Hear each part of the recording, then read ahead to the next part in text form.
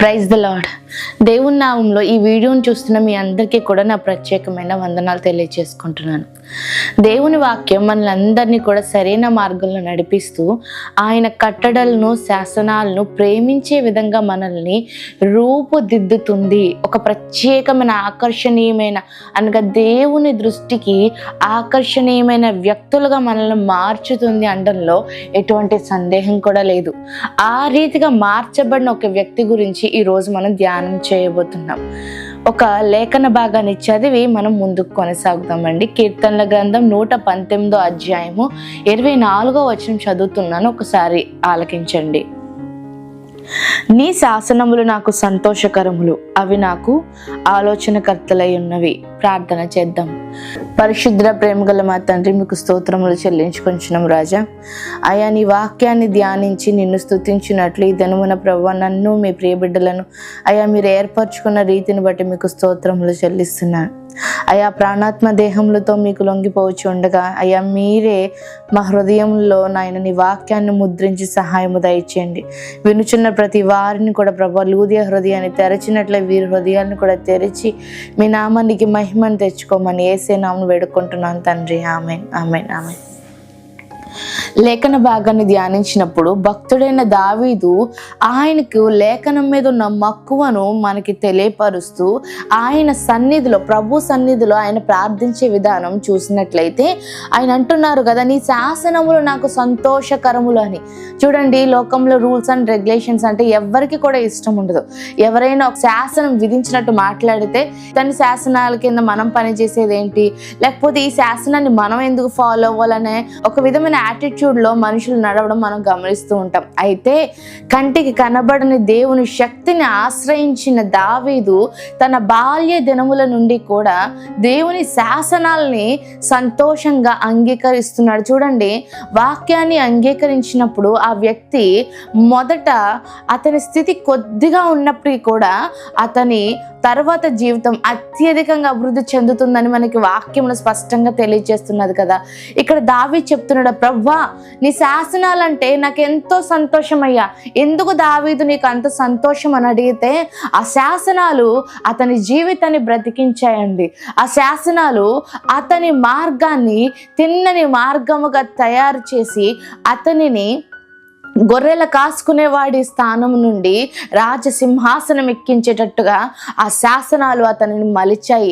నిజమండి, ఈరోజు దేవుని శాసనాన్ని దేవుడు చూడలేదు కదా, దేవుడు ఎప్పుడు వస్తాడో, పాస్టర్ గారు లేరు కదా, మమ్మల్ని నడిపించే వాళ్ళు ఎవరు లేరు కదా, నాకు పెద్దవాళ్ళు చుట్టూ ఎవరు లేరు కదా అని చెప్పి ఈరోజు ఏదో రకంగా నువ్వు బిహేవ్ చేస్తున్నావేమో, ఏదో విధంగా నీకు నచ్చినట్లుగా బ్రతికేస్తున్నావేమో. దావీదు అలా బ్రతికిన వాడు కాదు.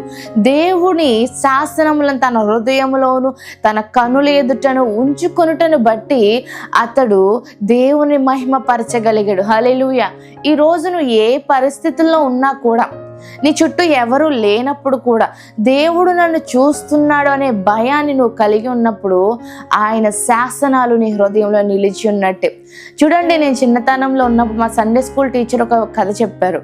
ఏంటంటే, ఒక టీచరు సండే స్కూల్ పిల్లలందరికీ కూడా బనానాస్ ఇచ్చి ఎవరు చూడకుండా తినేసి రండి అని చెప్పిందంట. అయితే ఒక పిల్లోడు, అందరూ వెళ్ళి తినేసి వచ్చారు కానీ ఒక పిల్లోడు మాత్రం తినకుండా తీసుకొచ్చాడు.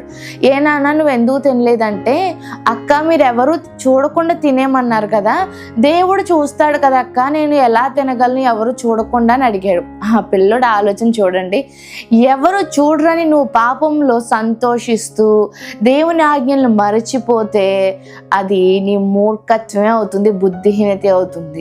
ఈరోజు దావీదు మన జ్ఞాపకం చేస్తున్నాడు, ఆయన శాసనములు మనకు ఆలోచన కలుగ చేస్తాయంట. ఎప్పుడైతే ఆయన వాక్యానికి నిన్ను నువ్వు అప్పగించుకుంటావో, నీకు ఆలోచన లేని సమయంలో కూడా, ఇప్పుడు ఏం చెయ్యాలి ఎటు తోచట్లేదు అనుకునే పరిస్థితుల్లో కూడా దేవుని యొక్క శాసనాలు ఇదే త్రోవ అని నీకు నేర్పిస్తూ నేను ముందుకు తీసుకొని వెళ్తాయి.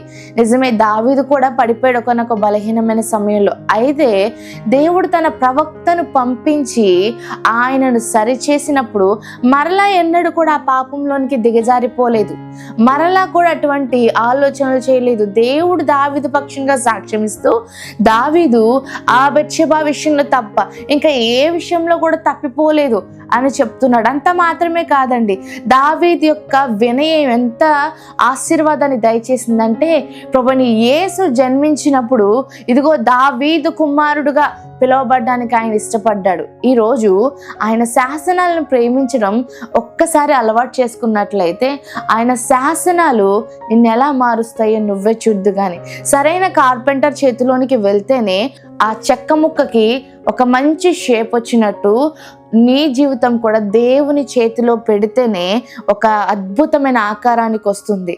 శాసనాలు లేకుండా, రూల్స్ అండ్ రెగ్యులేషన్స్ లేకుండా లైఫ్ అందంగా మార్చబడ్డం అసాధ్యం, పరిశుద్ధంగా మార్చబడ్డం అనేది అసాధ్యం. కనుక దావీదులాగా ఆయన శాసనాలను ప్రేమిద్దాం.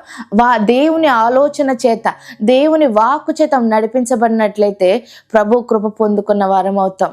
అట్టి ధన్యత మీ జీవితాల్లో, మీ బిడ్డల జీవితాల్లో, మీ కుటుంబాల్లో దేవుడు అనుగ్రహించి ఆయనే ఆలోచనకర్తగా మిమ్మల్ని నడిపించును గాక. ఆమేన్. ప్రార్థన చేసుకుందాం. పరిశుద్ధ ప్రేమ కలిగిన యేసయ్య నీకు వందనాలు చెల్లిస్తున్నాను. ఇదిగో ఈ సమయంలో అయా తమ హృదయాన్ని మీకు అప్పగించి ప్రభు ఆఖరి నిమిషం వరకు నీ వాక్యంను ధ్యానించి ఆలకించి ఆ మాటలను అంగీకరించి నాయన వారి హృదయాల్లో భద్రపరుచుకున్న ప్రతి బిడ్డను కూడా మీరు ఆశీర్వదించండి ప్రభు. ప్రతి బిడ్డను కూడా మీరు దీవించండి ప్రభు. మీ ఆలోచనల చేత, మీ శాసనముల చేత వారిని నడిపించి అయ్యా ఈ లోకమందు ఫలభరితమైన జీవితమును, అయ్యా పరలోకమందు నీ రాజ్యంలో స్థానమును పొందుకునే కృప వీరికి, వీరి కుటుంబాలకు నువ్వు దయచేసి నీ నామ మహిమార్థమై నీ వచ్చే వరకు నీ కృపలో వీరిని భద్రపరచమని మా ప్రభువును రక్షకుడైన యేసు నామంలో అడిగి వేడుకొని ప్రార్థన చేసి పొందుకొని ఉన్న నా పరమ తండ్రి. ఆమేన్. ఆమేన్. Praise the lord. కృప మనకందరికీ తోడైండును గాక. ఆమేన్.